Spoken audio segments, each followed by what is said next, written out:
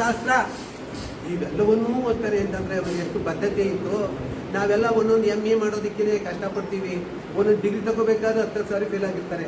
ಆದರೆ ಆ ಮನುಷ್ಯ ಇಲ್ಲಿಂದ ಹೋಗಿ 3 ವರ್ಷಗಳ ಕಾಲ ಎಷ್ಟೊಂದು ಡಿಗ್ರಿಗಳನ್ನ ಪಡೆದು ಅವರು ಒಂದರಲ್ಲಿ ತಗೋತಾರೆ. ಯಾವುದು ಅಂತ ಹೇಳಿದ್ರೆ ಪ್ರಾಚೀನ ಭಾರತದ ವಾಣಿಜ್ಯವನ್ನು ಕುರಿತು ಅವರು PhD ಮಾಡ್ತಾರೆ. 3 ವರ್ಷ ಅವರು PhD ಮಾಡ್ತಾರೆ. ಆನಂತರ ಅವರು ಮುಂಬೈಗೆ ಬರ್ತಾರೆ. ಆ ಮುಂಬೈ ಮುಗಿಸ್ಕೊಂಡು ಬಂದ ತಕ್ಷಣ ಒಂದು ಕಾಲೇಜ್ನಲ್ಲಿ, ಯಾವುದಾದ್ರು ಸಿಡನ್ ಹ್ಯಾಮ್ ಕಾಲೇಜ್ನಲ್ಲಿ ಮುಂಬೈನಲ್ಲಿ ಅರ್ಥಶಾಸ್ತ್ರದ ಉಪನ್ಯಾಸಕರಾಗಿ ಕೆಲಸ ಮಾಡ್ತಾರೆ. ಆದರೆ ಅವರಿಗೆ ಆ ಕೆಲಸ ಮಾಡೋದು ಇಷ್ಟಲಿಲ್ಲ. ಅವರಿಗೆ ಓದಿನ ದಾಹ, ಅವರಿಗೆ ನಾನು ಓದಬೇಕು, ನಾನು ಬೆಳಿಬೇಕು, ಈ ಭವ್ಯ ಭಾರತಕ್ಕೆ, ಈ ಶೋಷಿತ ಜನಾಂಗಕ್ಕೆ ಏನಾದರೂ ಒಂದು ಮಾಡಬೇಕು ಅಂತಕ್ಕಂಥ ಆ ತುಳಿತ ಅವರ ಆ ಒಂದು ಪದ್ಧತಿಯಿಂದ ಅವರು ಮತ್ತೆ ಲಂಡನ್ ಹೋಗ್ತಾರೆ. ಲಂಡನ್ ಹೋಗಿ ವಿದ್ಯಾರ್ಥಿ ವೇತನವನ್ನು ಪಡೆದು ಲಂಡನ್ಗೆ ಹೋಗಿ ಅಲ್ಲಿ 3 ವರ್ಷಗಳ ಕಾಲ, ಸುಮಾರು 2020 ಇಂದ 2023ವರೆಗೆ 3 ವರ್ಷಗಳ ಕಾಲ ಲಂಡನ್ನಲ್ಲಿ ಕಾನೂನು ಅಧ್ಯಯನ ಮಾಡ್ತಾರೆ. ಅಲ್ಲಿ ಪಾರೆಟ್ಲಾ ತಗೋತಾರೆ. ತಗೊಂಡು ಮತ್ತೆ ಅವ್ರು ಏನು ಮಾಡ್ತಾರೆ, 1927 ಡಿಸೆಂಬರ್ 5ರಂದು ಅವರು ಬಂದು ಈ ಮನುಸ್ಮೃತಿ ಅಂತಕ್ಕಂಥ ಒಂದು ಗ್ರಂಥವನ್ನು ಅವ್ರು ಸುಟ್ಟಾಕ್ತಾರೆ. ಆನಂತರ ಅವರು ಮೇ 29 ಸೈಮನ್ ಆಯೋಗದ ಮುಂದೆ ಒಂದು ಪ್ರತ್ಯೇಕವಾಗಿ ಅಲ್ಲಿ ಸೈಮನ್ ಆಯೋಗ ಬರ್ತದೆ. ಇಲ್ಲಿ ಗಮನಿಸಬೇಕು ನೀವು, ಆ ದಿನಗಳಲ್ಲಿ ಇವತ್ತು ಭಾರತ ಯಾವ ಸ್ಥಿತಿ ಬಂದಿತ್ತು ಅಂತಕ್ಕಂಥದ್ದು. ಅವತ್ತು ಮುಸಲ್ಮಾನರಿಗೆ ಪ್ರತ್ಯೇಕವಾದ ಮತ, ಪ್ರತ್ಯೇಕವಾದ ಸ್ಥಾನಮಾನ ಕೊಡಬೇಕು ಅಂತ ಅವ್ರು ಗಾಂಧೀಜಿ ಹೇಳ್ತಾರೆ. ಇವರು ಅಂಬೇಡ್ಕರ್ ಅವರು ಬೇಡ ಅಂತ ಅವ್ರು ವಿರೋಧಿಸ್ತಾರೆ. ಅದು ಬಹಳ ಮುಖ್ಯವಾಗಿರ್ತಕ್ಕಂಥ ಪಾಯಿಂಟ್ಸ್ ಇಲ್ಲಿ. ಅದು ಗಮನಿಸ್ತಾರೆ. ಮುಸಲ್ಮಾನರ ಪ್ರತ್ಯೇಕ ಮತದಾನವನ್ನು ಕೊಡೋದು ಬೇಡ ಅಂತಕ್ಕಂಥದ್ದನ್ನು ಅವರು ಬೇಡಿಕೆಯನ್ನು ವಿರೋಧಿಸ್ತಾರೆ. 1927ರಲ್ಲಿ ಬೌಡನ್ ಕೆರೆ ನೀರು, ಅಲ್ಲೊಂದು ಕೆರೆ ಇರ್ತದೆ. ಆ ಕೆರೆ ನೀರಿಗೆ 15,000 ಜನ ಕರ್ಕೊಂಡೋಗಿ ಆ ನೀರು ಮುಟ್ಟೋದಕ್ಕೆ ಅವಕಾಶ ಕೊಡೋದಿಲ್ಲ ಸವರ್ಣೀಯರು. ಆಗ ಕರ್ಕೊಂಡೋಗಿ ಆ ನೀರನ್ನು ಮುಟ್ಟೋದ್ರ ಮೂಲಕ ಪ್ರತಿಭಟಿಸ್ತಾರೆ.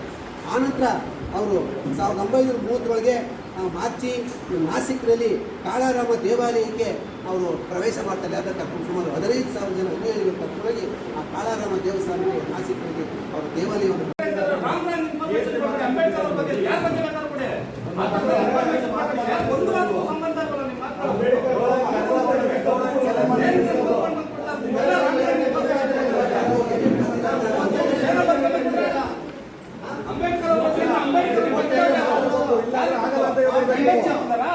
ಅಂಬೇಡ್ಕರ್ ಅವರ ಹೆಸರು ಅಂಬೇಡ್ಕರ್ ಅಂತ ಹೇಳಿದ್ರು 1ನೇ ತರಗತಿಯಿಂದ ರೆಕಾರ್ಡ್ ಆಗಿದೆ. ಭೀಮರಾವ್ ಡಾಕ್ಟರ್ ಅಂಬೇಡ್ಕರ್ ಅಂತಕ್ಕಂಥದ್ದು ಅಂಬೇಡ್ಕರ್ ಅವ್ರು ಇಟ್ಟಿರ್ತಕ್ಕಂಥ ಹೆಸರು ಹೊತ್ತು ಬೇರೆ ಅವ್ರು ಇಟ್ಟಿರ್ತಕ್ಕಂಥ ಹೆಸರಲ್ಲ. ಎಲ್ಲ ಸುಳ್ಳದು. ರಂಗ್ ಇನ್ಫಾರ್ಮೇಶನ್ ನೀವೇನು ಎಷ್ಟು ಮಾತಾಡ್ತೀರಿ? ಅಂಬೇಡ್ಕರ್ ಬಗ್ಗೆ ಹೆಚ್ಚು ಮಾತಾಡಿದ್ರೆ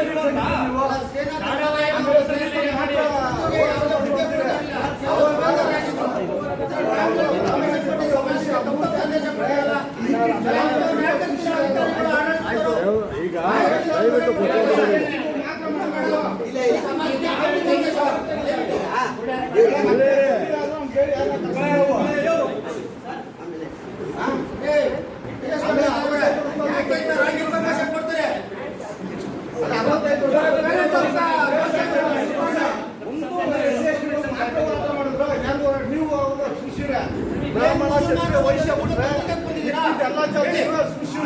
ನಾವು ಅಣ್ಣ ತಮ್ಮಂದಿರು ಸೋದರ ಇದ್ದೀವಿ.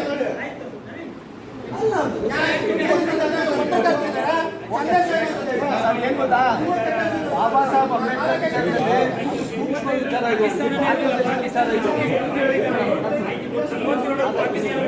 ಅವ್ರಿಗೆ ಮಾಹಿತಿ ಕೊರತೆ ಇದೆ.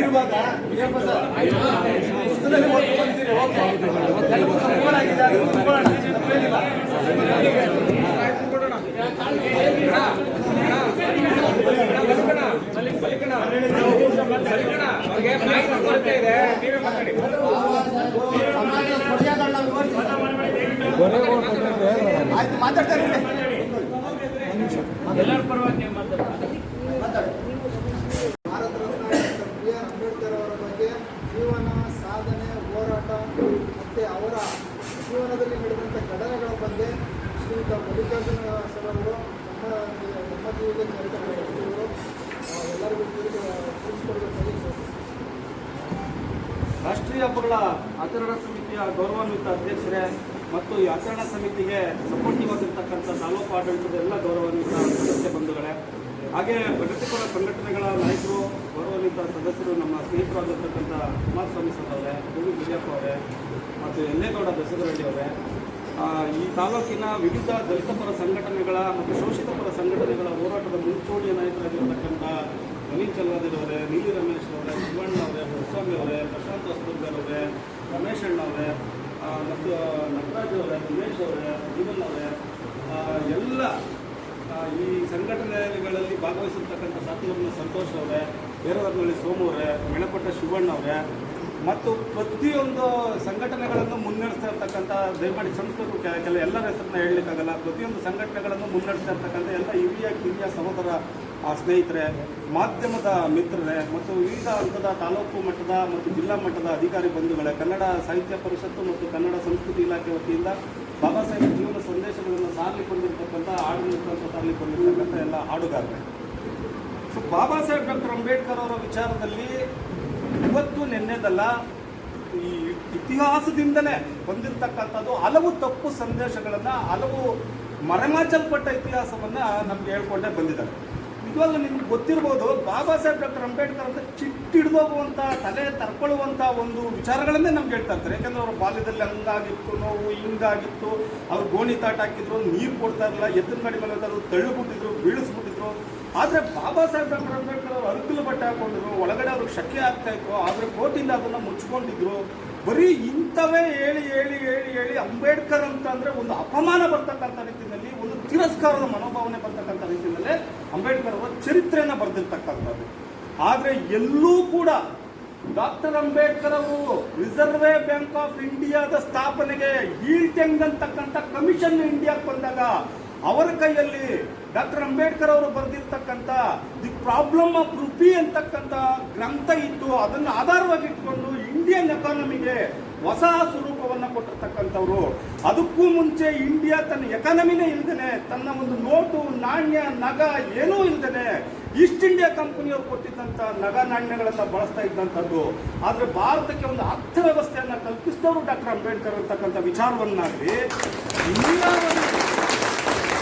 ನೀರಾವರಿಯ ವಿಚಾರದಲ್ಲಿ ವಿದ್ಯುತ್ ಕ್ಷೇತ್ರವನ್ನ, ನೀರಾವರಿಯ ಕ್ಷೇತ್ರವನ್ನ, ಹಿರಾಕುಡ್ ಅಣೆಕಟ್ಟೆಯನ್ನ, ದಾಮೋದರ ಅಣೆಕಟ್ಟೆಯನ್ನ ಕಟ್ಟಿದಂತ ನೀರಾವರಿಯ ತಜ್ಞ ಅಂಬೇಡ್ಕರ್ ಅಂತಕ್ಕಂಥದ್ದನ್ನ ಮಾನ್ಯ ಇವರು ಎಕನಾಮಿಸ್ಟು ಬರೆದಿದ್ದಾರೆ. ಮತ್ತೆ ಸುಖದೇವ್ ತಾರೋಟ್ ಅಂತಕ್ಕಂಥವ್ರು ನೀರಾವರಿ ವಿದ್ಯುತ್ ಕ್ಷೇತ್ರದಲ್ಲಿ ಅಂಬೇಡ್ಕರ್ ಅವರ ಪಾತ್ರ ಅಂತಕ್ಕಂಥ ಒಂದು ಪುಸ್ತಕವನ್ನೇ ಬರೆದಿದ್ದಾರೆ.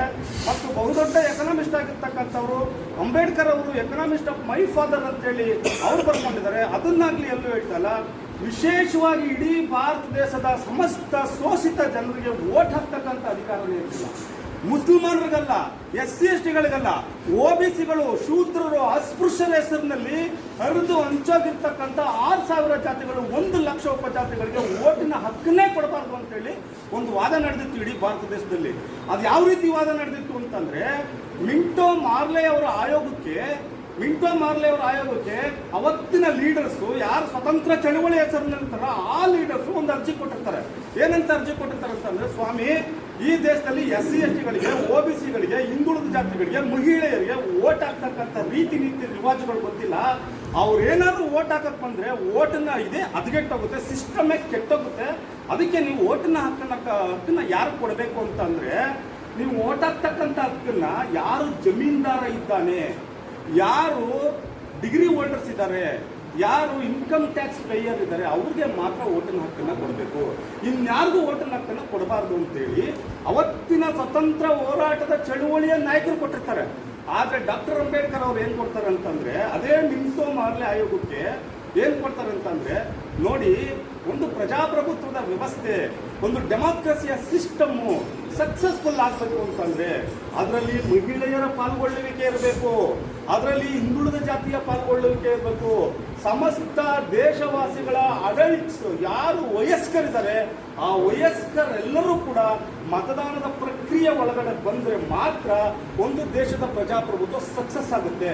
ಇಲ್ಲಾಂದ್ರೆ ಆ ದೇಶದ ಪ್ರಜಾಪ್ರಭುತ್ವ ಸಕ್ಸಸ್ ಆಗಲ್ಲ ಅಂತೇಳಿ ಬಾಬಾ ಸಾಹೇಬ್ ಡಾಕ್ಟರ್ ಅಂಬೇಡ್ಕರ್ ಅವರು ಕೊಟ್ಟಂತ ಒಂದು ಅರ್ಜಿಯನ್ನ, ಮನವಿಯನ್ನ ಸ್ವೀಕಾರ ಮಾಡಿ ಅದನ್ನ ಸೈಮನ್ ಕಮಿಷನ್ ಮೂಲಕ ಮತ್ತು ಬೇರೆ ಬೇರೆ ಕಮಿಷನ್ ಮೂಲಕ ಬ್ರಿಟಿಷ್ ಸರ್ಕಾರ ಅದನ್ನ ತಗೊಳ್ಳುತ್ತೆ. ಆ ಬ್ರಿಟಿಷ್ ಸರ್ಕಾರ ಅದನ್ನ ತಗೊಂಡು ಆ ಗುಂಡು ಮೇಜಿನ ಸಭೆಯಲ್ಲಿ ದುಂಡು ಮೇಜಿನ ಸಭೆಯನ್ನ ಕರೆದು ದುಂಡು ಮೇಜಿನ ಸಭೆಯಲ್ಲಿ ಈ ವಿಚಾರವನ್ನ ಡಿಸ್ಕಸ್ ಮಾಡುತ್ತೆ. ಭಾರತ ದೇಶದಲ್ಲಿ ಯಾರ್ಯಾರಿಗೆ ಓಟಿನ ಹಕ್ಕನ್ನ ಕೊಡಬೇಕು, ಅದನ್ನ ಸ್ವತಂತ್ರ ಚಳುವಳಿ ಹೆಸರಿನಲ್ಲಿ ನಡೆಸ್ತಾ ಇರ್ತಕ್ಕಂಥ ನಾಯಕರು ಕೊಟ್ಟಿರ್ತಕ್ಕಂಥ ಅರ್ಜಿ ಪ್ರಕಾರ ಯಾರು ಇನ್ಕಮ್ ಟ್ಯಾಕ್ಸ್ ಹೋಲ್ಡರ್ಸ್ ಇರ್ತಾರೆ, ಯಾರು ಜಮೀನ್ದಾರು ಇರ್ತಾರೆ, ಯಾರು ಡಿಗ್ರಿ ಹೋಲ್ಡರ್ಸ್ ಇರ್ತಾರೆ ಅವ್ರಿಗೆ ಕೊಡಬೇಕಾ, ಅಥವಾ ಪ್ರಜಾಪ್ರಭುತ್ವವಾದಿಯಾಗಿರ್ತಕ್ಕಂಥ ಡಾಕ್ಟರ್ ಅಂಬೇಡ್ಕರ್ ಅವರು ಹೇಳಿರುವಂತ ಇಡೀ ಭಾರತ ದೇಶದ ಸಮಸ್ತ ವಯಸ್ಕರಿಗೆ ಕೊಡಬೇಕಂತಕ್ಕಂಥ ವಿಚಾರ ಬಂದಾಗ ಭಾರತ ದೇಶದ ಸಮಸ್ತ ವಯಸ್ಕರಿಗೂ ಕೂಡ ಓಟಿನ ಹಕ್ಕನ್ನ ಕೊಡಬೇಕು ಅಂತ ಹೇಳಿ ತೀರ್ಮಾನ ಮಾಡಿದ್ದು ಡಾಕ್ಟರ್ ಅಂಬೇಡ್ಕರ್ ಅವರ. ಅದರಿಂದಾಗಿ ಇಡೀ ಭಾರತ ದೇಶದಲ್ಲಿ ವೋಟ್ ಹಾಕ್ತಕ್ಕಂಥ ಹಕ್ಕು ಎಲ್ಲ ಜಾತಿಯವರಿಗೂ ಸಿಕ್ಕಿದ್ದು ಡಾಕ್ಟರ್ ಅಂಬೇಡ್ಕರ್ ಅವರಿಗೆ. ಅದರ ಮೂಲಕ ಈ ದೇಶದ ಪ್ರಜಾಪ್ರಭುತ್ವದ ತಂದೆ ಇದಾರಲ್ಲ ಅವರು ಬಾಬಾ ಸಾಹೇಬ್ ಡಾಕ್ಟರ್ ಅಂಬೇಡ್ಕರ್ ಅವರು. ಈ ವಿಚಾರವನ್ನೇ ಹೇಳಬೇಕಾಗಿರ್ತಕ್ಕಂಥದ್ದು ಸಭೆ ಸಮಾರಂಭಗಳಲ್ಲಿ ಮತ್ತು ಯಾವುದಾವುದೋ ಫಂಕ್ಷನ್ಗಳಲ್ಲಿ ಇಂಥ ವಿಚಾರಗಳನ್ನ ಹೇಳಬೇಕಾಗಿದೆಯೇ ಹೊರತು ಅವ್ರಿಗೆ ನಮಗೆ ತಲೆ ಚಿಟ್ಟಿಡ್ಸ್ಕೊಳ್ತಕ್ಕಂಥ ವಿಚಾರಗಳನ್ನ ಹೇಳ್ತಕ್ಕಂಥದ್ದಲ್ಲ. ಇದರ ಮುಂದುವರಿದ ಭಾಗವಾಗಿ ಅಡಲ್ಟ್ ಫ್ರಾಂಚೈಸ್ ಅನ್ನ ಇಂಪ್ಲಿಮೆಂಟ್ ಮಾಡೋದ್ರಲ್ಲಿ, ಅಡಲ್ಟ್ ಫ್ರಾಂಚೈಸ್ ಅನ್ನ ಇಂಟ್ರೊಡ್ಯೂಸ್ ಮಾಡೋದ್ರಲ್ಲಿ ಬ್ರಿಟಿಷ್ ಸರ್ಕಾರ ಬಹಳ ಕೊಚ್ಕೊಳ್ತಾ ಇರ್ತದೆ. ಇಡೀ ಭಾರತ ದೇಶದಾದ್ಯಂತ ಬಂದು ನಾವೆಲ್ಲರಿಗೂ ಇಡೀ ಪ್ರಪಂಚದಲ್ಲಿ ನಾವೇನೇ ಪ್ರಜಾಪ್ರಭುತ್ವವನ್ನು ಇಂಟ್ರೊಡ್ಯೂಸ್ ಮಾಡ್ತಾ ಇರ್ತಕ್ಕಂಥವ್ರು, ನಾವೇ ಡೆಮೋಕ್ರಸಿಯನ್ನ ಒಳಗಡೆ ಎಲ್ಲರಿಗೂ ಕೂಡ ಸಮಾನಾಂತರವಾಗಿ ಕೊಡ್ತಾ ಇರ್ತಕ್ಕಂಥವ್ರು ಅಂತಕ್ಕಂಥದ್ದನ್ನ ಬ್ರಿಟಿಷ್ ಸರ್ಕಾರ ಹೇಳ್ಕೊಳ್ತಾ ಇರ್ತದೆ. ಆದ್ರೆ ಬ್ರಿಟಿಷ್ ಸರ್ಕಾರವನ್ನು ಅಡ್ಡಾಕಿ ಬಾಬಾ ಸಾಹೇಬ್ ಡಾಕ್ಟರ್ ಅಂಬೇಡ್ಕರ್ ಕೇಳ್ತಾರೆ, ಯಾವ್ದು ನೀವು ಅಡಲ್ಟ್ ಫ್ರಾಂಚೈಸ್ ಅನ್ನು ಇಂಟ್ರೊಡ್ಯೂಸ್ ಮಾಡ್ತಾ ಇರ್ತಕ್ಕಂಥದ್ದು ಎಲ್ಲೂ ಮಾಡ್ತಾ ಇದ್ದೀರಾ? ನೀವು ಲಿಮಿಟೆಡ್ ಡೆಮೋಕ್ರಸಿಯನ್ನು ಮಾತ್ರ ಇಂಟ್ರೊಡ್ಯೂಸ್ ಮಾಡ್ತಾ ಇದ್ರ ನೀವು ಇವತ್ತು ಲಿಮಿಟೆಡ್ ಥಿಂಕರ್ ಅಷ್ಟೇ ನೀವು ಅಂತೇಳಿ ಬ್ರಿಟಿಷ್ ಸರ್ಕಾರಕ್ಕೆ ಮುಜುಗರ ಉಂಟು ಮಾಡ್ಬಿಡ್ತಾರೆ. ಆಗ ಕೇಳ್ತಾರೆ ಅವ್ರು ಅಂಬೇಡ್ಕರ್ ಅವ್ರನ್ನ, ಏನ್ರಿ ನೀವು ಮಾತಾಡ್ತಾ ಇರೋದು ಅಂಬೇಡ್ಕರ್ ಅವರೇ, ನಾವೆಲ್ಲಿ ಲಿಮಿಟೆಡ್ ಥಿಂಕರ್ಸು, ನಮ್ಮಷ್ಟು ಬ್ರಾಡ್ ಥಿಂಕರ್ಸು ಇಡೀ ಜಗತ್ತಲ್ಲಿಲ್ಲ ಅಂಕೆ ಈಗ ಅಂತ ಹೇಳ್ತಾರೆ. ಆಗ ಡಾಕ್ಟರ್ ಅಂಬೇಡ್ಕರ್ ಅವ್ರು ಕೇಳ್ತಾರೆ, ನಿಮ್ಮ ಬ್ರಿಟನ್ ಅರಮನೆಯಲ್ಲಿ, ನಿಮ್ಮ ಲಂಡನ್ ಮತ್ತು UK ಎಲ್ಲಾದ್ರೂ ನಿಮ್ಮ ರಾಣಿಯರಿಗೆ ಓಟ್ ಹಾಕ್ತಕ್ಕಂಥ ಹಕ್ಕನ್ನ ಕೊಟ್ಟಿದ್ರೆ ನೀವು? ರಾಣಿಯರಿಗೆ ಓಟ್ ಹಾಕ್ತಕ್ಕಂಥ ಹಕ್ಕನ್ನ ಕೊಡದೆ ನೀವು ಫುಲ್ ಫ್ಲೆಡ್ಜ್ ಡೆಮೋಕ್ರಸಿಯನ್ನ ಇಂಟ್ರೊಡ್ಯೂಸ್ ಮಾಡ್ತಾ ಇದೀವಿ ಅಂತ ಹೇಳ್ತಿದ್ರೆ ಮ್ಯಾಚ್ ಚಾನ್ಸ್ ಅಲ್ವಾ ನಿಮ್ಗೆ ಅಂತೇಳಿ ಬ್ರಿಟಿಷ್ ಸರ್ಕಾರವನ್ನು ಮುಜುಗರಕ್ಕೀಡು ಮಾಡ್ಬಿಡ್ತಾರೆ. ಆ ಕೂಡಲೇ ಡಾಕ್ಟರ್ ಅಂಬೇಡ್ಕರ್ ಅವರನ್ನ ಕುರಿತು ಭಯ ಪಟ್ಕೊಂಡಂತ ಬ್ರಿಟಿಷರು ಲಂಡನ್ಗೆ ಹೋಗಿ ಸೆಷನ್ ಪಾರ್ಲಿಮೆಂಟ್ ಅನ್ನು ಕರೀತಾರೆ. ಸೆಷನ್ ಪಾರ್ಲಿಮೆಂಟ್ ಅನ್ನು ಕರೆದು ಈ ವಿಚಾರವನ್ನು ಚರ್ಚೆಗೆ ತರ್ತಾರೆ. ಪ್ರಪಂಚದಲ್ಲಿ ಬಹಳ ದೊಡ್ಡ ಬ್ರಿಟನ್ನು ಅವತ್ತಿನ ಕಾಲಕ್ಕೆ ಬಹಳ ದೊಡ್ಡ ಪ್ರಜಾಪ್ರಭುತ್ವವಾದಿ ರಾಷ್ಟ್ರ ಆಗಿರ್ತದೆ. ಅಲ್ಲಿ ಚರ್ಚೆಗೆ ತರ್ತಾರೆ ಈ ವಿಚಾರವನ್ನು. ಅಂಬೇಡ್ಕರ್ ನಮ್ಗೆ ಅವಮಾನ ಮಾಡಿಬಿಟ್ಟಿದ್ದಾರೆ ಭಾರತ ದೇಶದಲ್ಲಿ, ಅಂಬೇಡ್ಕರ್ ಅವರಿಂದ ನಾವು ಮುಜುಗರ ಅನುಭವಿಸ್ತಾ ಇದ್ದೀವಿ, ಇದು ಯಾಕೆ ಹೀಗಾಗಿದೆ ಅಂತ ಕೇಳ್ತಾರೆ.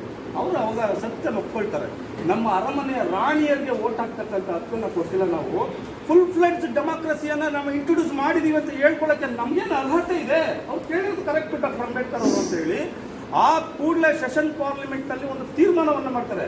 ಒಂದು ಒಡಂಬಡಿಕೆ ಅಲ್ಲ, ಅದು ತೀರ್ಮಾನವನ್ನ ಮಾಡ್ತಾರೆ, ಘೋಷಣೆ ಮಾಡ್ತಾರೆ. ಅದನ್ನ ಏನಂತ ಗೊತ್ತಾ, ಇನ್ನು ಮುಂದೆ ಈ ಬ್ರಿಟನ್ನ ಒಳಗಡೆ ಇರ್ತಕ್ಕಂಥ ಎಲ್ಲ ರಾಷ್ಟ್ರಗಳಲ್ಲಿ, ಬ್ರಿಟನ್ಗೆ ಬರ್ತಕ್ಕಂಥ ಎಲ್ಲ ರಾಷ್ಟ್ರಗಳಲ್ಲಿ ಹೆಣ್ಣು ಗಂಡು ಯಾರೇ ಇರಲಿ ಅವರಿಗೆ ವಯಸ್ಕ ಮತದಾನವನ್ನ ಜಾರಿಗೊಳಿಸಿದೀವಿ ನಾವು ಅಂತೇಳಿ ಬಾಬಾ ಸಾಹೇಬ್ ಡಾಕ್ಟರ್ ಅಂಬೇಡ್ಕರ್ ಅವರ ಕೋರಿಕೆ ಮೇರೆಗೆ, ಅವರ ಆಗ್ರಹದ ಮೇರೆಗೆ ಇಡೀ ಜಗತ್ತಿನಲ್ಲಿ ಹೆಂಗಸರಿಗೆ ಓಟಿನ ಹಕ್ಕನ್ನು ತಂದುಕೊಟ್ಟಿರ್ತಕ್ಕಂಥವ್ರು ಪರಂ ಪೂಜ್ಯ ಬಾಬಾ ಸಾಹೇಬ್ ಡಾಕ್ಟರ್ ಅಂಬೇಡ್ಕರ್ ಅವರು. ಭಾರತದ ಮಹಿಳೆಯರಿಗಲ್ಲ, ಭಾರತ ದೇಶದ ಮಹಿಳೆಯರಿಗಲ್ಲ, ಇಡೀ ಜಗತ್ತಿನ ಮಹಿಳೆಯರಿಗೆ ಹಕ್ಕನ್ನ ಒದಗಿಸಿಕೊಟ್ಟಿರ್ತಕ್ಕಂಥ ಬಾಬಾ ಸಾಹೇಬ್ ಡಾಕ್ಟರ್ ಅಂಬೇಡ್ಕರ್ ಅವ್ರನ್ನ ನಾವೆಷ್ಟು ಲಿಮಿಟೆಡ್ ಆಗಿ ಯೋಚನೆ ಮಾಡ್ತಾ ಇದೀವಿ, ನಾವೆಷ್ಟು ಲಿಮಿಟೆಡ್ ಥಿಂಕರ್ಸ್ ಆಗಿದ್ದೀವಿ, ಇದನ್ನ ನಾವು ಗಂಭೀರವಾಗಿ ಆಲೋಚನೆ ಮಾಡಬೇಕಾಗಿದೆ ಸ್ನೇಹಿತರೆ.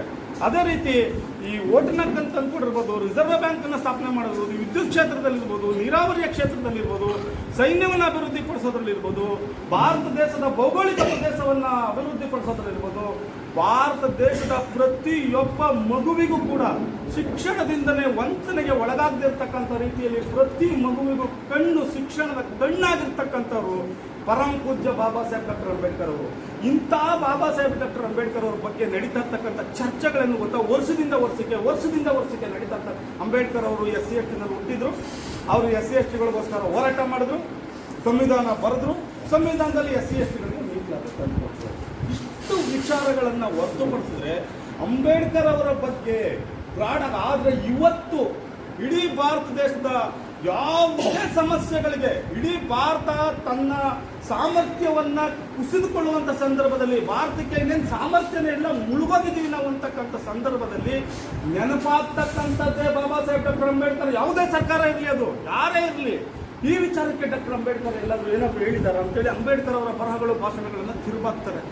ಆ ಬಾಬಾ ಸಾಹೇಬ್ ಡಾಕ್ಟರ್ ಅಂಬೇಡ್ಕರ್ ಒಂದು ಯುದ್ಧ ನೀತಿ ಇರ್ಬೋದು, ಒಂದು ಜಲನೀತಿ ಇರ್ಬೋದು, ಒಂದು ಗಡಿ ವಿವಾದ ಇರ್ಬೋದು, ಬೇರೆ ಯಾವುದೇ ವಿವಾದಗಳಿರ್ಬೋದು, ಎಲ್ಲ ವಿವಾದಗಳಿಗೂ ಕೂಡ ಒಂದೇ ಪರಿಹಾರವನ್ನ ಬಾಬಾ ಸಾಹೇಬ್ ಅಂಬೇಡ್ಕರ್ ಸೂಚಿಸಿದ್ದಾರೆ. ಆದ್ರೆ ಇವತ್ತು ನಮ್ಗೆ ಆತಂಕ ಬಂದಾಗ, ನಮ್ಗೆ ಅಪಾಯ ಒದಗಿದಾಗ, ನಮ್ಗೆ ತೊಂದರೆ ಆದಾಗ ಮಾತ್ರ ನಾವು ಅದನ್ನ ಹುಡುಕ್ತಿದ್ದೀವಿ ಹೊರತು ಅಂಬೇಡ್ಕರ್ ಅವ್ರನ್ನ ಅಧ್ಯಯನ ಮಾಡ್ತಕ್ಕಂಥದ್ದು, ಅಧ್ಯಯನಶೀಲತನ ತೊಡ್ತಕ್ಕಂಥದ್ದು ಖಂಡಿತವಾಗ್ಲೂ ಇಲ್ಲ. ಬಾಬಾ ಸಾಹೇಬ್ ಡಾಕ್ಟರ್ ಅಂಬೇಡ್ಕರ್ ಅವರು ಒಬ್ಬ ಧಾರ್ಮಿಕತೆಯ ವಿಚಾರ ಬಂದಾಗ ಅವರು ಬುದ್ಧನನ್ನ ಹಾಕೊಂಡಿದ್ದಾರೆ. ಯಾಕೆ ಬುದ್ಧನನ್ನ ಹಾಕೊಂಡಿದ್ದಾರೆ? ಅವ್ರು ಬೇಕಾದಷ್ಟು ಧರ್ಮ ಇತ್ತು, ಬೇಕಾದಷ್ಟು ದುಡ್ಡು ಕೊಡ್ತಾ ಇದ್ರು, ಬೇಕಾದಷ್ಟು ಎಲ್ಲವನ್ನು ಮಾಡ್ತಾ ಇದ್ರು. ಬುದ್ಧ ಧರ್ಮ ಇದೆಯಲ್ಲ, ಬುದ್ಧ ಧರ್ಮ ಆಮದು ಮಾಡ್ಕೊಂಡಿರ್ತಕ್ಕಂಥದ್ದಲ್ಲ. ಬುದ್ಧ ಧರ್ಮ ಹುಟ್ಟಿದ್ದು ಭಾರತ ದೇಶದಲ್ಲಿ. ನಮ್ಮ ಮೂಲ ಧರ್ಮ ಅದು. ನಮ್ಮ ಮೂಲ ಧರ್ಮವನ್ನ ಆಚರಣೆ ಮಾಡಿ ಅನುಸರಣೆ ತಂದಿರತಕ್ಕಂಥ ಗೌತಮ ಬುದ್ಧ ಜಗತ್ತಿನ ಮೊದಲ ಸಾಮಾಜಿಕ ವಿಜ್ಞಾನಿ, ಜಗತ್ತಿನ ಮೊದಲ ವೈದ್ಯ, ಜಗತ್ತಿನ ಮೊದಲ ನ್ಯಾಯಾಧಿಪತಿ, ಜಗತ್ತಿನ ಮೊದಲ ಸಮಾಜ ಸುಧಾರಕ. ಹೇಗಂತ ಹೇಳ್ಬೇಕಾ? ಹೇಗಂತ ಹೇಳ್ತೀನಿ ಕೇಳಿ. ಡಾಕ್ಟರ್ ಗೌತಮ ಬುದ್ಧ ಅವರು ಮೊಟ್ಟ ಮೊದಲನೇ ಬಾರಿಗೆ ಹೇಳಿದ್ದಾರೆ ಅವರ ಪಂಚಶೀಲದಲ್ಲಿ ಏನಂತ? ಗಲಬೇಡ ಕೊಲಬೇಡ ಅಂತ ಬಸವಣ್ಣವ್ರು ಹೇಳಿದಾರಲ್ಲ 12ನೇ ಶತಮಾನದಲ್ಲಿ.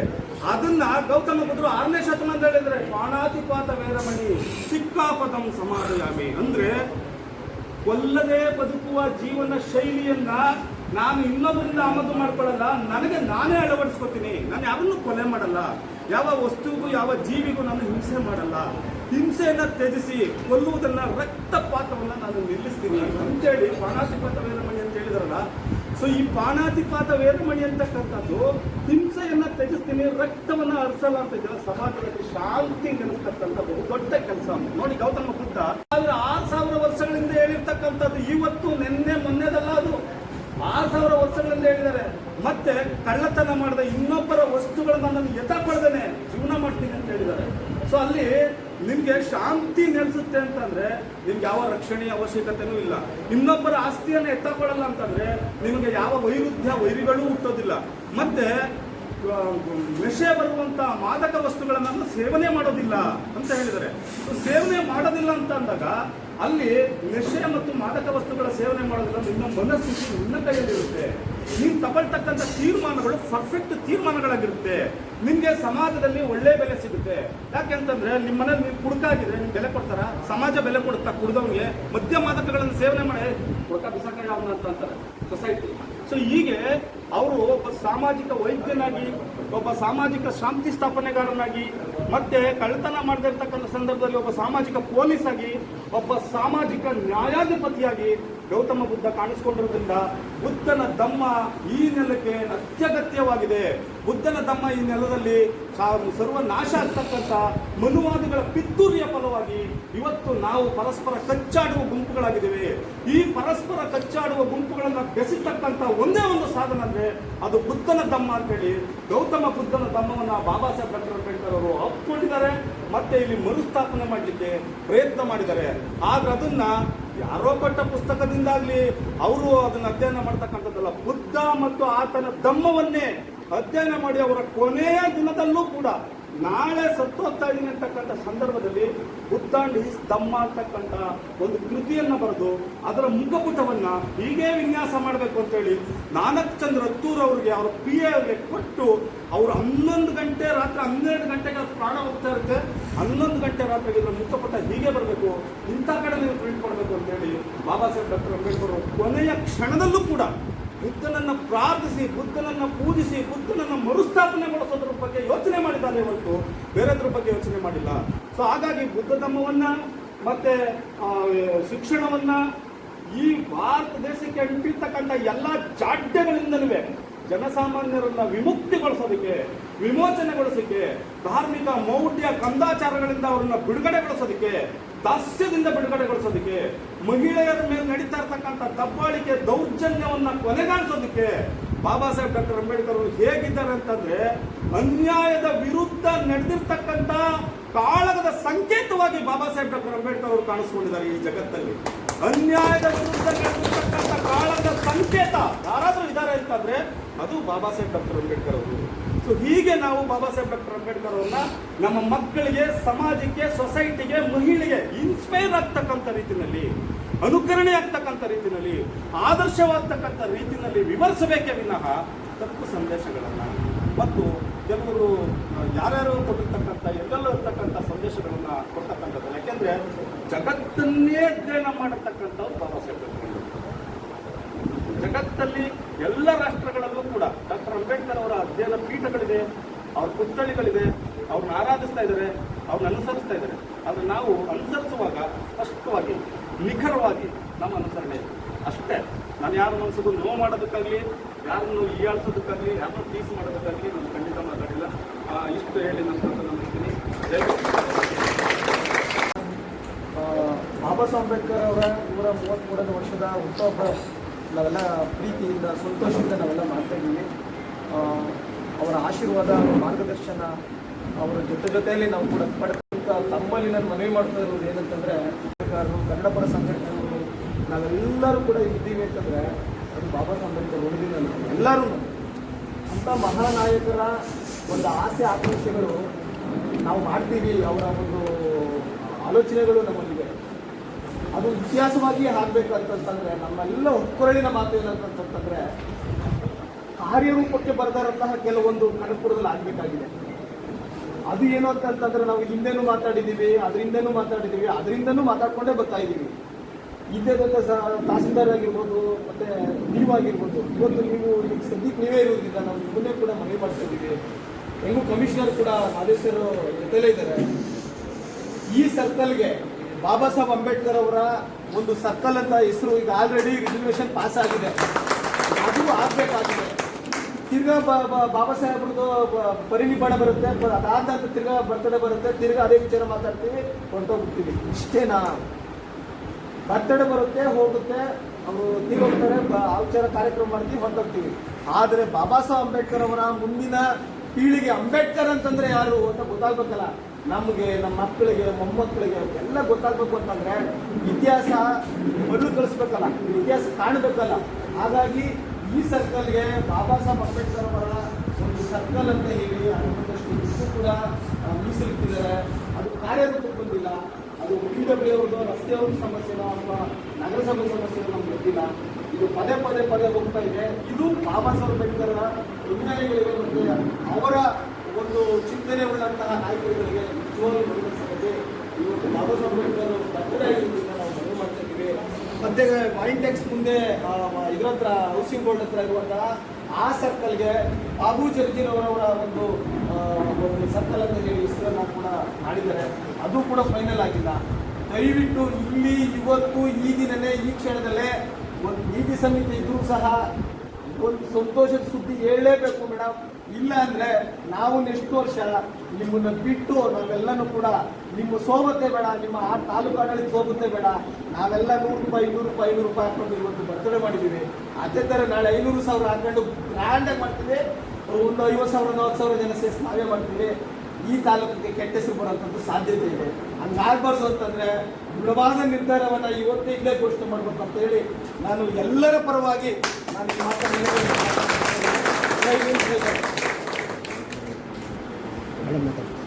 ಅಂಬಿಲಿ ರಮೇಶ್ ಸರ್ ಅವರಿಗೆ ಧನ್ಯವಾದಗಳು. ಈಗ ಮುಂದಿನ ಘಟ್ಟ, ಕಳೆದ ಬಾರಿ ಶೈಕ್ಷಣಿಕ ವರ್ಷದಲ್ಲಿ ದ್ವಿತೀಯ PU ಪರೀಕ್ಷೆಯಲ್ಲಿ ಅತಿ ಹೆಚ್ಚು ಅಂಕ ಪಡೆದಂಥ ಮಕ್ಕಳಿಗೆ ಸನ್ಮಾನ ಕಾರ್ಯಕ್ರಮ ಮಾಡಿದ್ದೇವೆ. ಇಲ್ಲಿ ನೆಲೆಸಿರುವಂಥ DO ಕಮಿಷನರ್ ಅವರೇ, DO ಅವರೇ ಹಾಗೂ ಮಲ್ಲಿಕ್ ಅವರೇ, ಕಿರಣ್ ಅವರೇ, ರಮೇಶ್ ಅವರೇ, ಎಲ್ಲ ಸಂಘ ಸಂಘಟನೆಯ ಸದಸ್ಯರುಗಳೇ, ಹಾಗೆ ಎಲ್ಲ ತಾಲೂಕು ಮಟ್ಟದ ಅಧಿಕಾರಿಗಳೇ, ಆಗಮಿಸಿದ್ದಾರೆ. ಎಲ್ಲರಿಗೂ ಗೊತ್ತು, ಇವತ್ತು ಅಂಬೇಡ್ಕರ್ ಜಯಂತಿ ನಾವು ಆಚರಿಸ್ತಾ ಇದ್ದೀವಿ. ಇದು 133ನೇ ಅಂಬೇಡ್ಕರ್ ಜಯಂತಿ. ಹಾಗೆ ನಾನು ಫಸ್ಟು ಶುಭಾಶಯಗಳನ್ನು ಕೊಡ್ತೇನೆ.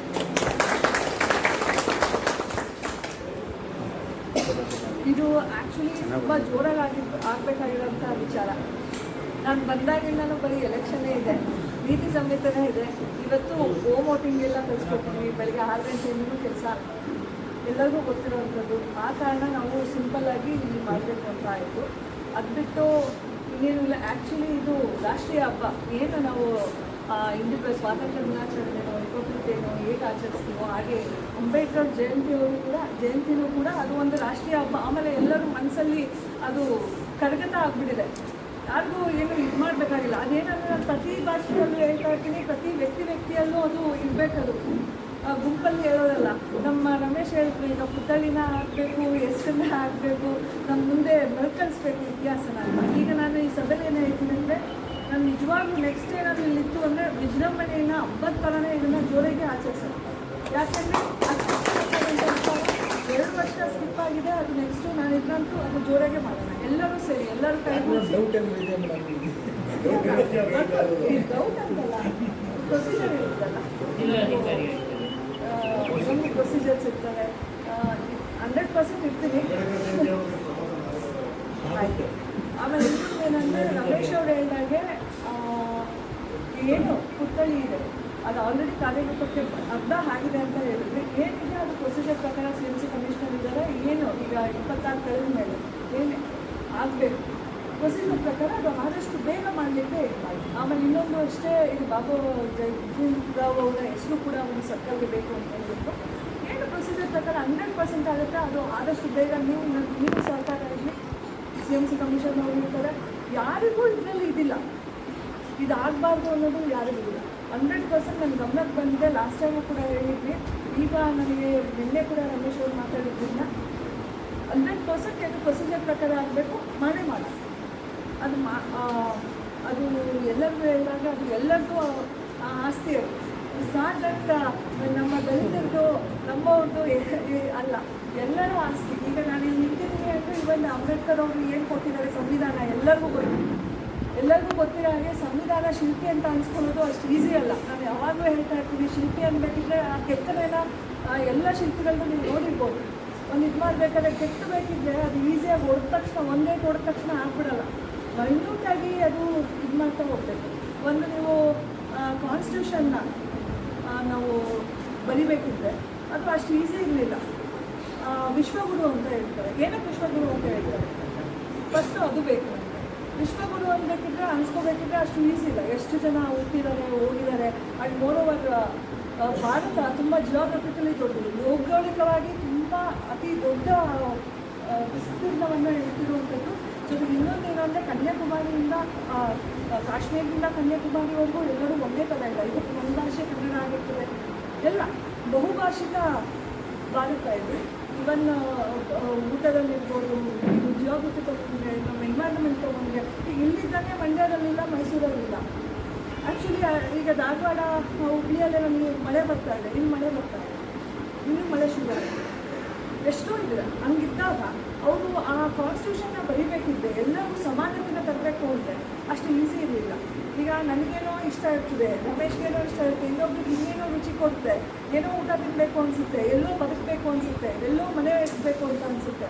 ಆರ್ಟಿಕಲ್ 19 ಅನುಚ್ಛೇದ 19 ನೀವು ತೊಗೊಂಡ್ರೆ, right to movement, right to food, right to residence, ಆಮೇಲೆ ಈಗ ಫ್ರೀ ಆ್ಯಂಡ್ ಫೇರ್ ಎಜುಕೇಷನ್ ಎಲ್ಲರಿಗೂ ಎಲ್ಲ ಏನು. ಈಗ ಒಬ್ಬ ವ್ಯಕ್ತಿ, ನಾನು ಈಗ ಹೇಳಿದ್ರು, ಹೆಣ್ಣು ಮಕ್ಕಳಿಗೆ ರೈಟ್ಸೇ ಇರಲಿಲ್ಲ, ಓಟ್ ಹಾಕೋ ರೈಟ್ಸೇ ಇರಲಿಲ್ಲ, ಅದು ಸಿಕ್ತು. ಇವತ್ತು ನಾನು ಇಲ್ಲಿ ನಿಂತ್ಕೊಂಡು ಮಾತಾಡ್ತಿದ್ದೀನಿ ಅಂದರೆ ಒಬ್ಬ ಹೆಣ್ಮಕ್ಳಾಗಿ ಆ ರೈಟ್ಸ್ ಬಂದಿರೋದು ನನಗೆ ಸಂವಿಧಾನದಿಂದ. ಆ ಮಟ್ಟಕ್ಕೆ ಅವರು ಬರಲಿಲ್ಲ ಅಂದರೆ 100% ಹಿಂದೆ ಏನು ಹೆಣ್ಮಕ್ಳು ಪಾತ್ರ ತೊಳ್ಕೊಂಡು ಮನೆಗಳಿಗೆ ಸಿಕ್ಕಾಗಿರ್ತಿದ್ರು ಅಷ್ಟಲ್ಲೇ ಇರ್ತಿದ್ರು. ಯಾರು ಮುಂದೆ ಬರೋಕ್ಕೆ ಸಾಧ್ಯನೇ ಇರ್ತಿರ್ಲಿಲ್ಲ. ಇವತ್ತು ಭೂಮಿಯಿಂದ ಆಕಾಶವರೆಗೂ ಹೆಣ್ಮಕ್ಳಿದೆ. ಯಾವ ಕ್ಷೇತ್ರದಲ್ಲಿ ಹೆಣ್ಮಕ್ಳಿಲ್ಲ. ಬಸ್ಗಳನ್ನೆಲ್ಲ ಮಾಡ್ಬೋದು. ಇವತ್ತು ನನಗೆ ಕಷ್ಟ ಆಗುತ್ತಾ, ಒಂದು ಡ್ರೈವಿಂಗ್ ಬಂದರೆ ನಾನೇ ಓಡಿಸ್ಬೋದು, ನಾನೇ ಇಂಡಿಪೆಂಡೆಂಟಾಗಿ ಬರ್ಬೋದು. ಸ್ವಾವಲಂಬನೆಲ್ಲ ಕೊಟ್ಟಿದೆ. ಕಾನ್ಸ್ಟಿಟ್ಯೂಷನು ಅಷ್ಟು ಈಸಿ ಅಲ್ಲ, ಸಂವಿಧಾನ ಅನ್ನೋದು ಅಷ್ಟು ಈಸಿ ಅಲ್ಲ. ನಾನಿವತ್ತು ಬದುಕ್ತಿರೋದು ಸಂವಿಧಾನದ ಅಡಿಯಲ್ಲೇ. ಒಂದು ಏನು ನೀತಿ ಸಂಹಿತೆ ಇದೆ, ಅದು ಸಂವಿಧಾನದ ಅಡಿಯಲ್ಲೇ. ನಾನಿಲ್ಲಿ ಮಾತಾಡಬೇಕಿದ್ರೆ ಎಲ್ಲರೂ ಯೋಚನೆ ಮಾಡಿ ಮಾತಾಡಬೇಕಾಗ್ತದೆ. ರೈಟ್ ಟು ಸ್ಪೀಚ್ ಅಂತ ಇರ್ತದೆ, ಅದಕ್ಕೆ ಡಿಫಾಮೇಷನ್ ಆ್ಯಕ್ಟ್ ಕೊಟ್ಟಿದ್ದಾರೆ. ಇಷ್ಟ ಅವ್ರನ್ನ ಮಾತಾಡಲಿಕ್ಕೂ ಆಗಲ್ಲ. ಆಮೇಲೆ ನಮ್ಮ ಇದು ಅಂಬೇಡ್ಕರ್ ಅವ್ರನ್ನ ತಗೊಂಡ್ರೆ ಫಂಡಮೆಂಟಲ್ ರೈಟ್ಸು, ಮೂಲಭೂತ ಹಕ್ಕುಗಳನ್ನ ಯಾರು ಕೊಟ್ಟಿಲ್ಲ. ಫಂಡಮೆಂಟಲ್ ರೈಟ್ಸು ಅದನ್ನು ಇಂಟ್ರೊಡ್ಯೂಸ್ ಮಾಡ್ತಾರೆ ಸಂವಿಧಾನದಲ್ಲಿ. ಎಲ್ಲರಿಗೂ ಸಮಾನತೆಯನ್ನು ತರ್ತಾರೆ. ನೀನು ಮೇಲು, ನೀನು ಕೇಳ್ತಾರೆ, ಇದೆಲ್ಲ ಇಲ್ಲ. ಅದಕ್ಕೋಸ್ಕರನೇ ರಿಸರ್ವೇಷನ್ ತಂದು ಹಿಂದೆ ಏನೇನೋ ತೊಂದರೆಗಳಾಗಿತ್ತು ಅದನ್ನೆಲ್ಲ ಸಮಾನತೆನ ತರಬೇಕು ಅಂತಲೇ ಎಲ್ಲ ಅಂದರೆ ಸಮಾಜದಲ್ಲಿ ಸುಧಾರಣೆಯ ಕಾಯ್ದೆಗಳು ಏನೇನಿದ್ದಾವೆ ಅದನ್ನೆಲ್ಲ ತರ್ತಾರೆ. ಅವರು 1891 ಹುಟ್ಟಿದ್ರು ಕೂಡ ಅವರ ಬಾಲ್ಯದಿಂದಲೇ ತುಂಬ ಬುದ್ಧಿವಂತ ಜೀವಿ. ನೀವು ನೋಡಿರ್ಬೋದು, ಮಹಾನ್ ನಾಯಕ ಅಂತ ನೀವು ಒಂದು ಧಾರಾವಾಹಿ ಬರ್ತಿತ್ತು, ಅದನ್ನು ನೋಡಿದ್ರೆ ಎಲ್ಲರಿಗೂ ತುಂಬ ಇನ್ಸ್ಪೈರ್ ಆಗ್ತಿತ್ತು. ಈಗ ನಮ್ಮ ರಮೇಶ್ ಹೇಳಿದಾಗೆ ಎಲ್ಲ ಕಡೆ ಪುಸ್ತಕಗಳಿರ್ಬೋದು, ಇಂಥ ಧಾರಾವಾಹಿಗಳಿರ್ಬೋದು, ಈಗಿನ ಮಕ್ಕಳುಗಳನ್ನ ಇನ್ಕಲ್ಕೇಟ್ ಮಾಡೋದು ಬೇಕಾಗಿದೆ.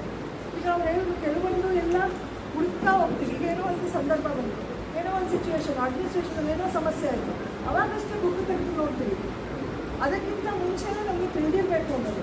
ಆ ತಿಳಿದಿರಬೇಕು ಅಂದಾಗ ನಾವು ಏನು ಪ್ರೈಮರಿ ಎಜುಕೇಷನ್ ಇದೆ ಮಕ್ಕಳಲ್ಲಿ, ಜೊತೆಗೆ ಮನೇಲೂ ಅಷ್ಟೇ. ಮುಂಚೆಲ್ಲ ಹೇಳ್ತಿದ್ರು ಮನೆಯೇ ಮೊದಲ ಶಾಲೆ, ಅಮ್ಮನೇ ಮೊದಲ ಗುರು ಅಂತ ಹೇಳಿ. ಅದು ಇಲ್ಲ. ಎಲ್ಲರೂ ಏನೋ ಈಗ ಏನಂದರೆ ಇವತ್ತಿನ ಲೈಫ್ ಸ್ಟೈಲ್ಗೆ ಗಂಡ ಹೆಂಡತಿ ಇಬ್ಬರೂ ಕೂಡ ದುಡಿಬೇಕಾಗಿದೆ. ಅವ್ರು ಬೇಗ ಎದ್ದೋಗಿರ್ತಾರೆ, ಮಕ್ಕಳು ಆಮೇಲೆ ಸ್ಕೂಲ್ ಹೋಗ್ತಾರೆ. ಅವ್ರು ಒಂದು ಇದು ಹೋಗ್ಬಿಟ್ಟಿದೆ. ಮಕ್ಕಳಲ್ಲಿ ಆ ಸಾರನ ತರಬೇಕು, ಅದನ್ನೆಲ್ಲ ಗೊತ್ತಾಗಬೇಕು. ಈಗ ಅವರು ಯಾವ ಥರ ರೈಟ್ಸು, ಯಾವ ಥರ ಕಷ್ಟ ಬಿಟ್ಟು, ಅಂದರೆ ಒಂದು ಸಮಾನತೆ ತರಬೇಕು ಅಂದರೆ, ಎಲ್ಲರನ್ನೂ ಈಕ್ವಲ್ ಆಗಿ ಮಾಡಬೇಕು ಅಂದರೆ ಅಷ್ಟು ಈಸಿ ಇರಲಿಲ್ಲ. ಅವರ ವಿದ್ಯಾಗತೆ ಇತ್ತಲ್ಲ, ಅದು ಅಷ್ಟು ಈಸಿ ಅಲ್ಲ. ಅವರು ಸಾಯ್ಬೇಕಿದ್ರು ಕೂಡ ಅವ್ರು ಡಯಾಬಿಟೀಸ್ ಬಂದು ಇದೆಲ್ಲ ಆಗಬೇಕು ಅಂದರೆ ಅವ್ರು ಹಗಲು ರಾತ್ರಿ ಅದನ್ನು ಹೋಗ್ತಾ ಇದ್ರು. ನಿಮಗೆಲ್ಲ ಗೊತ್ತಿರ್ಬೋದು, ಬೆಳಕಲ್ಲಿ ಇದು ಕೂಡ ಇವತ್ತೆಲ್ಲ ಫೆಸಿಲಿಟಿ ಇದೆ, ಎಲ್ಲ ಫೆಸಿಲಿಟಿ ಇದೆ. ನಮ್ಮ ಮಕ್ಕಳಲ್ಲೂ ಅಷ್ಟೇ ಹೇಳೋದು ನಾನು, ನಮಗೆ ಅದು ಬರಬೇಕು. ಆಮೇಲೆ ನಾನು ಇವಾಗಲೂ ಹೇಳೋದಷ್ಟೇ, ಇನ್ನೂ ಕೂಡ ಅಸ್ಪೃಶ್ಯತೆ ಎಲ್ಲೋ ಒಂದು ಕಡೆ ಏನೋ ಒಂದು ಆಚರಣೆ ಆಗುತ್ತೆ ಅಂದರೆ ಅದು ನಿಜವಾಗ್ಲೂ ನಾಚಿಕೆ ಆಗೋಂಥ ವಿಚಾರಗಳು, ಅದು ತಲೆ ಎತ್ತಂಥ ವಿಚಾರಗಳಲ್ಲ. ಅದು ಈ ಸಮಾಜದಲ್ಲಿ ಅಂದರೆ ಈಗ ಕಾಲಘಟ್ಟದಲ್ಲಿ ಅದು ಅಲ್ಲ. ನಾನು ಸಾವಿರ ಸತಿ ಹೇಳ್ತೀನಿ, ಆಲ್ರೆಡಿ ಕೋವಿಡ್ ಬಗ್ಗೆನೂ ಹೇಳಿದ್ದೀನಿ. ಇದು ನೋಡಿ, ಈಗ ನನಗೇನೋ ಹುಷಾರಿರಲ್ಲ, ಅದು ಯಾರನ್ನೂ ನೋಡಿ ಇಂಥವ್ರು ಇಂಥ ಜಾತಿ ಇಂಥ ಇದು ಅಂತ ಬರಲ್ಲ. ನಾನು ಇಷ್ಟೇ ಹೇಳೋದು, ಅವರು ಡೆವಲಪ್ಮೆಂಟಲ್ ಆ್ಯಕ್ಟಿವಿಟೀಸು ಮತ್ತು ಅವ್ರು ಏನೇನು ಮಾಡಿದ್ರು, ಅದರ್ ಫಂಕ್ಷನ್ಸ್ ಇರ್ಬೋದು, ನಮಗೆ ಯಾವ ವಯಸ್ಸಿನಲ್ಲಿ ನಮಗೆ ಯಾವ ಹಕ್ಕಿನ ಬೇಕು, ನಮ್ಗೆ ಓಟ್ ಹಾಕೋಂಥ ಹಕ್ಕಿರ್ಬೋದು. ಎಲ್ಲ ಹೆಣ್ಮಕ್ಳು ಕೂಡ ಇರೋದಲ್ಲ, ಅವ್ರಿಗೂ ಕೂಡ ವಿದ್ಯೆ ಬರಬೇಕು, ಅವರು ವಿದ್ಯೆ ಬರಬೇಕು. ಸಮಾಜದಲ್ಲಿ ಎಲ್ಲ ರೀತಿ ಈಕ್ವಲ್ ಆಗಿರಬೇಕು. ಎಲ್ಲ ಮಕ್ಕಳಿಗೂ ಈಕ್ವಲ್ ರೈಟ್ಸ್ ಇರಬೇಕು, ಎಜುಕೇಷನ್ ಇರಬೇಕು. ಹೆಲ್ತ್ಗೂ ಕೂಡ ಸಾಕಷ್ಟು ಈಗ ಪಾಲಿಸಿ ಮಾಡಬೇಕಿದೆ. ಈಗ ಕಾನ್ಸ್ಟಿಟ್ಯೂಷನ್ ಅಸೆಂಬ್ಲಿ ಇದರಲ್ಲಿ ಮೇಜರ್ ಪಾತ್ರ ವಹಿಸಿದವರೇ ಇವರು. ನಮ್ಮ ಕಾನ್ಸ್ಟಿಟ್ಯೂಯೆಂಟ್ ಅಸೆಂಬ್ಲಿ ಕಮಿಟಿಗಳನ್ನ ತೊಗೊಂಡಾಗ ಮೇಜರಾಗಿ ತೊಗೊಂಡವರೇ ಇವರು. ಈಗ ನೀವು ಅಮೇರಿಕದ್ದು ಕಾನ್ಸ್ಟಿಟ್ಯೂಷನ್ನ ತೊಗೊಂಡ್ರೆ, ಸಂವಿಧಾನ ತೊಗೊಂಡ್ರೆ, ತುಂಬ ಚಿಕ್ಕ ಸಂವಿಧಾನ. ಹಾಗೆ ಅವರು ಯಾವ್ಯಾವ ಸಂವಿಧಾನ ಇದೆ ಎಲ್ಲನೂ ಓದಿದ್ದಾರೆ. ಎಲ್ಲನೂ ಓದ್ಬಿಟ್ಟು ಯಾವುದು ನಮಗೆ ಅನುಕೂಲ ಆಗುತ್ತೆ, ನಮಗೆ ನಮ್ಮ ಜನಕ್ಕೆ ಯಾವ ಥರ ಮಾಡ್ಬೋದು ಅಂತ ಅವ್ರದ್ದೇ ಓನ್ ಡಿಸಿಷನ್ ತೊಗೊಂಡು ಎಲ್ಲ ಒಂದು ಕಮಿಟಿನ ಕೂರಿಸ್ಕೊಂಡು ಮಾಡುವಂಥ ಒಂದು ವಿಚಾರದಾರೆ. ಅದು ಅಷ್ಟು ಈಸಿ ಇರಲ್ಲ. ಈಗ ಓದಿ ಅಂದರೆ ಒಂದು ಆರ್ಟಿಕಲ್ ಓದೋದಕ್ಕೂ, ಒಂದು ಸಣ್ಣ ಓದೋದಕ್ಕೂ ನಾವು ತುಂಬ ತೊಗೊಳ್ತೀವಿ. ಎಷ್ಟು ಈಗ ಹಾಗೆ ನಾವು ಲಾಸ್ಟ್ ಟೈಮು ಕೂಡ ಬಾಬು ಜಗಜೀವನ್ ರಾವ್ ಇದನ್ನು ನೋಡಿದ್ವಿ. ಅವರು ಕೂಡ ಕಾನ್ಸ್ಟಿಟ್ಯೂಷನ್ ಅಸೆಂಬ್ಲಿಯಲ್ಲಿ ಏನೇನು ಮಾಡಬೇಕು, ನಮ್ಮ ಸಮಾಜಕ್ಕೆ ಏನು ಈಕ್ವಲೆಂಟ್ ಆಗಿ ಮಾಡಬೇಕು ಅನ್ನೋದನ್ನ ಹೋದರು. ನಾನು ಈಗಲೂ ಹೇಳೋದಷ್ಟೇ, ನಮ್ಮ ತಾಲೂಕಿನಲ್ಲಿ ಯಾವುದೇ ಒಂದು ಅಸ್ಪೃಶ್ಯತಾ ಆಚರಣೆ ಇರಬಾರ್ದು. ನಾನು ಆಲ್ರೆಡಿ ಮೀಟಿಂಗ್ಗಳಲ್ಲೆಲ್ಲ ಆಗಿದೆ. ಎಲೆಕ್ಷನ್ ಆಗ್ತಿದ್ದಂಗೆ ಒಂದು ಮೀಟಿಂಗ್ ಆಗಬೇಕಾಗಿದೆ. ನಾನು ಬಂದಾಗಿಂದ ಬರೀ ಎಲೆಕ್ಷನ್ಸೇ ಆಯಿತು. ಒಂದು ಮೀಟಿಂಗು ಮಾಡೋಣ, ಎಲ್ಲರೂ ಒಂದು ಒಳ್ಳೆ ಹೆಲ್ತಿ ಡಿಸ್ಕಷನ್ ಆಗಿ ಏನು ಡೆವಲಪ್ಮೆಂಟ್ಗೆ ನಮ್ಮ ಸಮಾಜಕ್ಕೆ ಇರ್ಬೋದು, ಇನ್ನೊಂದು ಎಲ್ಲರಿಗೂ ಇರ್ಬೋದು, ಅದು ಮಾಡ್ತಾ ಹೋಗೋದು. ಹಾಗೆ ಈಗ ಇವರು ರಮೇಶ್ ಅವರು ಹೇಳಿದಂಗೆ ಈಗಲಾಗಿ ಏನು ಮಾಡಬೇಕು ಅನ್ನೋದು ಹಾಗೆ ಬುದ್ಧ ವಿಹಾರ ಟ್ರಸ್ಟ್ ಮತ್ತು ಹಿರಿಯ ಮುಖಂಡರುಗಳ ಸಮೇತದಲ್ಲಿ ಒಂದು ಅದಾಗಲ್ಲ ಸದ್ಯಕ್ಕೆ ನಮಗೆ. ನಿಂತ್ಕೊಳ್ಳೋಕೆ ಹೋಗಿ ಯಾಕೆ ನಿಮ್ಮ ಅಪ್ಪ ಎಲ್ಲ ಸತ್ಯ ಚೇರು ಒಂಚೂರು ನಿಂತ್ಕೊಳ್ಬಿಟ್ಟು ನಿಂತ್ಕೊಳ್ಳೋ ಫ್ರಂಟ್ ಹೋಗಲ್ಲ. ಪ್ರಕಾಶ್ ಸರ ಹಂಗೆ ನಿಂತ್ಕೊಳ್ಳಿ. ಪ್ರಕಾಶ್ ಸರ ಹಂಗೆ ಹೋಗ್ಬೇಕು ಹೋಗಿ ಎಲ್ಲ ಬಿಟ್ರೆ ಸರ್ ಬನ್ನಿ, ಬನ್ನಿ ಸರ್, ಬನ್ನಿ ಸರ್. ಮಹಾನಾಯಕ ಹಂಗಲ್ಲ ಸರ್, ಕೆಲವು ಏನು ಭಾರತದ ಸಂವಿಧಾನ ಶಿಲ್ಪಿ, ವಿಶ್ವಗುರು, ಮಾನವತಾವಾದಿ, ಆರ್ಥಿಕ ತತ್ವಜ್ಞಾನಿ ಬಾಬಾ ಸಾಹೇಬ್ ಅಂಬೇಡ್ಕರ್ ಅವರ 133ನೇ ವರ್ಷದ ಹುಟ್ಟುಹಬ್ಬದ ಅಂಗವಾಗಿ ತಾಲೂಕು ಆಡಳಿತ ವತಿಯಿಂದ ವಿದ್ಯಾರ್ಥಿಗಳಿಗೆ ಸನ್ಮಾನ ಕಾರ್ಯಕ್ರಮವನ್ನು ಹಮ್ಮಿಕೊಂಡಿದ್ದೀವಿ. ಏನು ವಿದ್ಯಾರ್ಥಿಗಳು ಹೆಚ್ಚು ಅಂಕವನ್ನು ಪಡೆದು ಇವತ್ತು ಈ ತಾಲೂಕಿಗೆ ಕೀರ್ತಿಯನ್ನು ತಂದಿದ್ದಾರೆ. ಈ ನಿಟ್ಟಿನಲ್ಲಿ ಇವರಿಗೆ ಆರೋಗ್ಯ, ಆಯಸ್ಸು, ಶ್ರೇಯಸ್ಸು ಎಲ್ಲ ಸಿಗ್ಲಿ, ಇವರು ಮುಂದಿನ ಭವಿಷ್ಯ ಉಜ್ವಲ ಆಗಲಿ ಅಂತ ನಾವಂತೂ ಕೂಡ ಎಲ್ಲರೂ ಸೇರಿ ಅವ್ರಿಗೆ ಅಂತ ಹೇಳ್ತಾ ಆಯಸ್ಸು ಆರೋಗ್ಯ ಶ್ರೇಯಸ್ಸು ಎಲ್ಲ ಸಿಗಲಿ. ಬಸವ ಅಂಬೇಡ್ಕರ್ ಆಶೀರ್ವಾದ ಸದಾ ಇವ್ರಿಗೆ ಸಿಗಲಿ.